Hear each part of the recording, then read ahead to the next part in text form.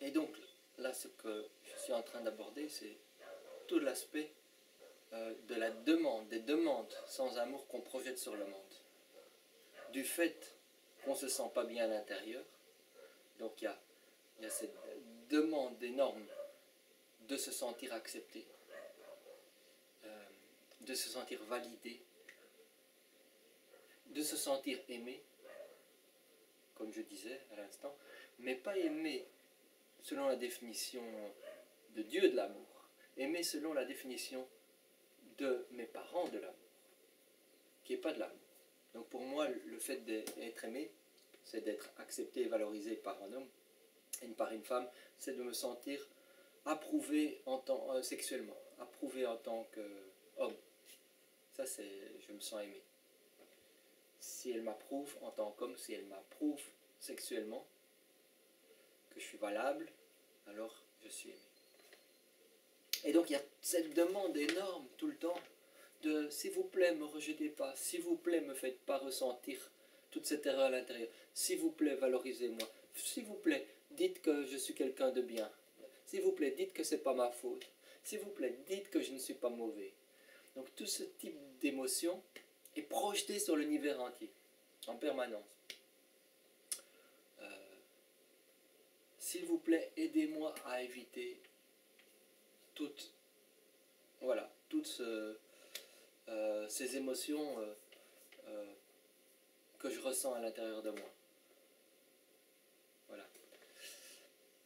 Donc voilà comment ça se manifeste et pourquoi c'est tellement dommageable. Non seulement on se détruit soi-même, mais en plus on enfreint le libre arbitre des autres, c'est-à-dire qu'on envoie des demandes aux autres, ils ne peuvent pas être eux-mêmes.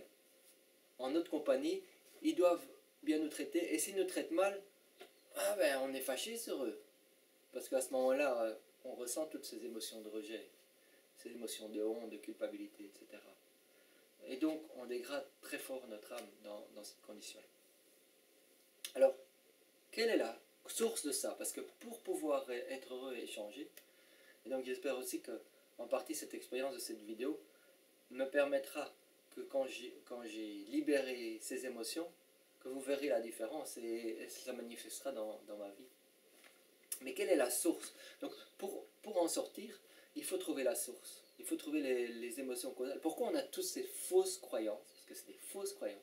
Ce n'est pas la vérité telle que Dieu ressent à notre sujet. Donc c'est automatiquement faux. Et si c'est faux, ça ne vient pas de Dieu qui a créé notre âme, ça vient d'ailleurs. Et donc je suggère que ça vient depuis qu'on est tout petit et ça vient des croyances de nos propres parents. Et comment nos propres parents, ou on va dire notre entourage dans notre enfance, de ceux qui nous ont élevés ou qui étaient le plus en notre compagnie dans les 7-8 premières années de notre vie. Et donc il y a toutes ces croyances qui sont rentrées à ce moment-là. Et comment en sortir? C'est de devenir conscient de ces croyances.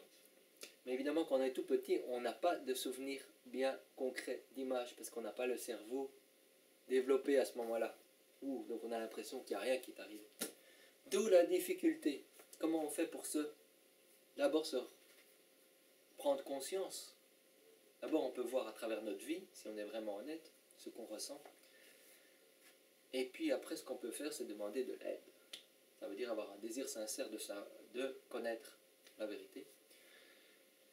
Et donc ça c'est la première étape, c'est intellectuellement avoir ce désir sincère de connaître la vérité et la loi du désir. Donc Dieu va nous aider, toutes ces lois vont nous aider à attirer les situations et les informations et les personnes pour qu'on en prenne conscience. Alors il faut être juste attentif quand on a ce désir sincère. On va prendre conscience. Ça ne veut pas dire qu'on va avoir des mémoires claires, mais ça veut dire qu'on va commencer à avoir des informations sur qu'est-ce qui pourrait s'être passé et on va faire des suppositions. La deuxième chose à développer, c'est un désir sincère de ressentir cette terreur. Et ça, évidemment, c'est le plus gros blocage. Parce que la plupart des personnes sur la Terre ont appris à supprimer ces émotions. Donc à les supprimer par des addictions, donc par des actions dans notre vie ou par des addictions émotionnelles. Donc d'essayer de recevoir des sentiments qui nous font nous sentir bien des autres, ou bien d'engager des addictions physiques, des consommations de substances, la nourriture, le sexe, des choses comme ça, l'alcool, la cigarette, etc.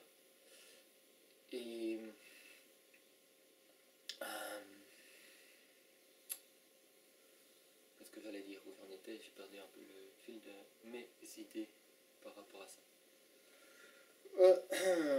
Où je voulais en venir, voilà qui est bien gênant, d'avoir un trou blanc devant la caméra et de vous faire perdre votre temps, donc directement toutes ces émotions de voilà, mise en application, la honte, c'est de ma faute, qu'est-ce que je vous fais là, je ferais mieux de me taire et arrêter de faire ça.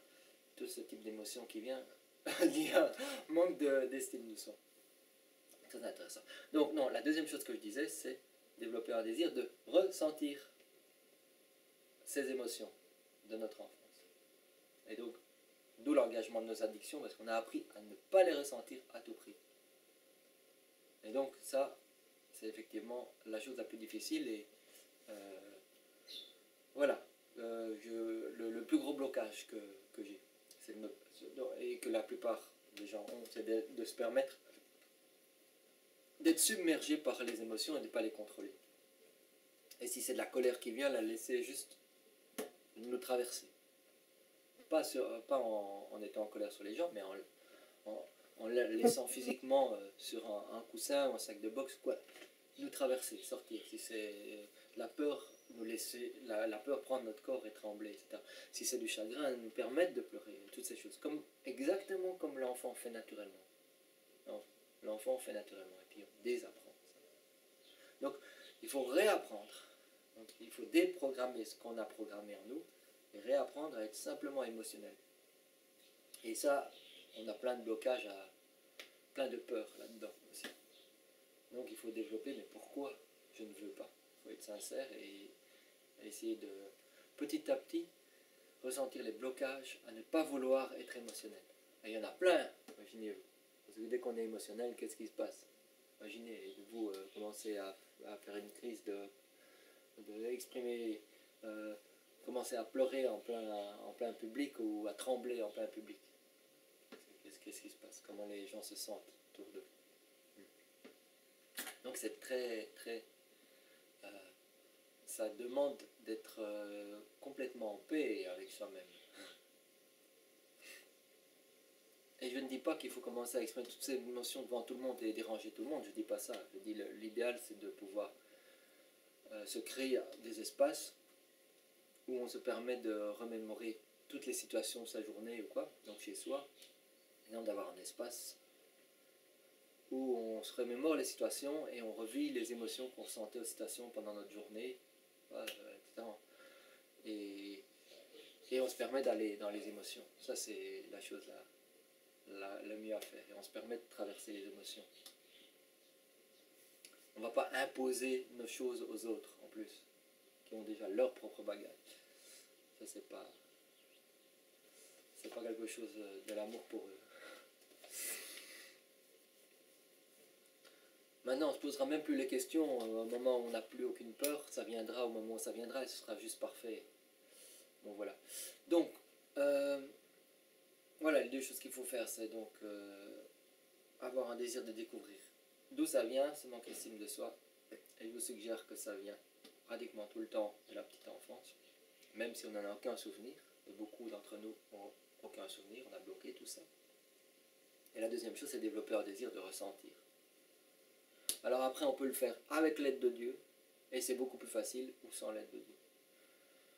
Ça, c'est le choix qui reste à tout le monde. Avec l'aide de Dieu, c'est le chemin de l'amour divin, et sans l'aide de Dieu, ça s'appelle les chemins d'amour naturel.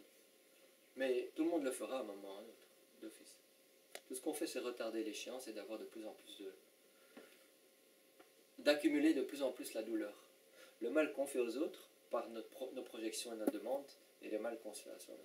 Et qu'on permet aux autres de se faire à soi-même. Donc on accumule, on dégrade notre âme. Si on fait rien, c'est ce qui se passe. Pour beaucoup, beaucoup.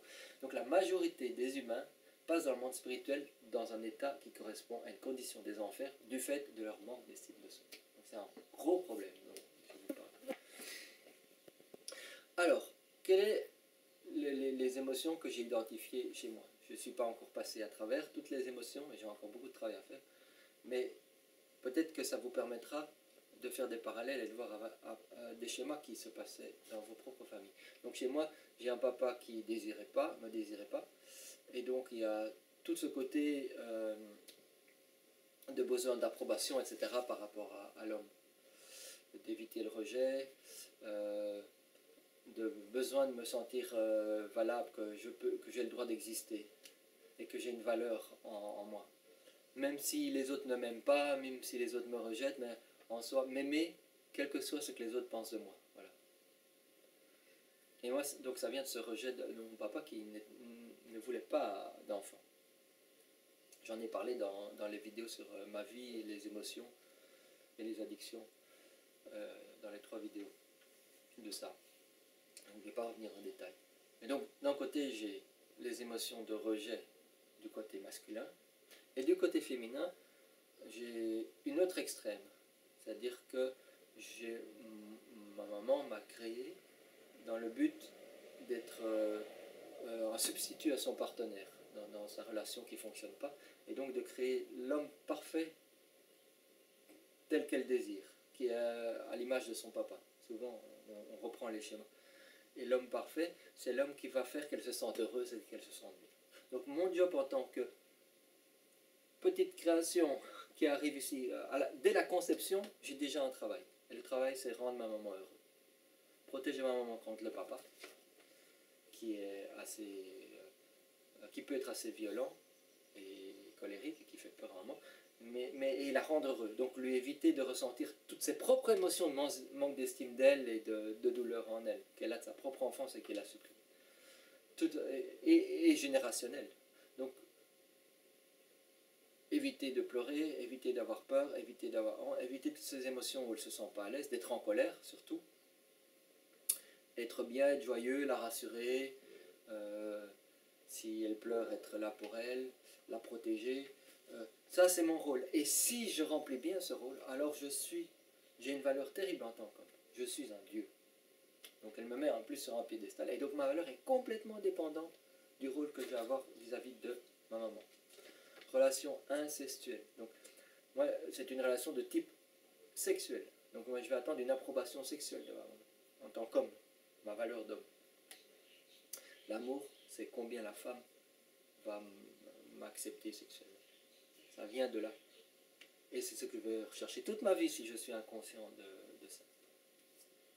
Donc j'ai aucune valeur en tant que ce que je ressens réellement. Ma valeur, c'est en tant que si je vais faire la bonne chose pour maman. Et la bonne chose pour être acceptée par papa. Ça, c'est ce que je dois faire. Donc je crée une façade complète comme ça. Ce que je ressens réellement à l'intérieur, ça, il faut que je le cache complètement. D'où la quantité de maux et de maladies, etc. manifestées depuis les premiers jours de ma vie. Voilà, est-ce que ça commence à prendre du sens, le problème de comment on peut s'aimer si on sent qu'il n'y a pas de place pour être soi-même. En un des parents, il n'y a pas de place pour être, parce qu'il n'y a pas de place dans la maison, il n'y a pas de place dans le budget économique, il n'y a pas de place émotionnellement, parce que ce n'était pas dans son projet. Donc je ne devrais pas être là. Et pour la maman, le vrai moi ne doit pas être là. Par contre, une construction de ma maman doit être là, et alors il est extraordinaire. En plus, il y a cette émotion de se sentir... Les femmes doivent me traiter comme ma maman. Et s'ils ne me traitent pas comme ma maman, je ne les regarde même pas. Voilà. Ou je suis fâché contre elles. Il n'y a aucun amour. Parce que l'amour, je crois que c'est être comme c'est de me faire sentir. Voilà. Ma maman, c'est mon Dieu. Les femmes, c'est mon Dieu. Je mets mes relations, ma partenaire, avant le vrai Dieu. C'est un énorme problème. Parce que le vrai Dieu, il connaît l'amour, il peut m'aider, mais mes partenaires, j'attire des partenaires qui sont dans une relation qui n'est pas basée sur l'amour, qui sont dans une relation abusive.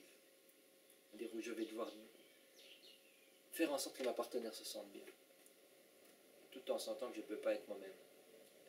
Et de là, autoriser les abus et toutes les autres choses qui découlent de ce manque d'estime de soi. Voilà. J'espère que ça a permis de ouvrir des voies d'exploration pour vous et de faire des petits ponts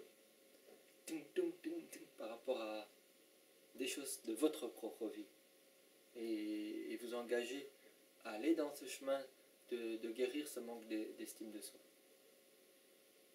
Voilà, donc de toute façon, si vous avez des questions, n'hésitez pas à me les envoyer, ou même à le mettre dans les commentaires en dessous de la vidéo.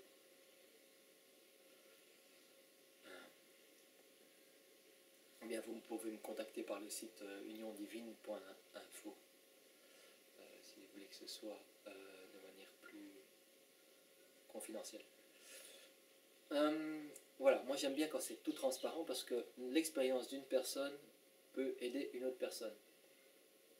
Autrement dit, sans l'aide de personne, il n'y a jamais quelqu'un qui est arrivé avec Dieu, qui est arrivé à sortir de toutes ces douleurs. Jamais. C'est toujours grâce à l'aide d'autres personnes qui ont fait des découvertes, qui ont expérimenté des choses avant et qui les partagent. Qu'on peut, voilà, on peut améliorer notre vie. Voilà. Donc je dis merci pour voilà, votre écoute et à bientôt.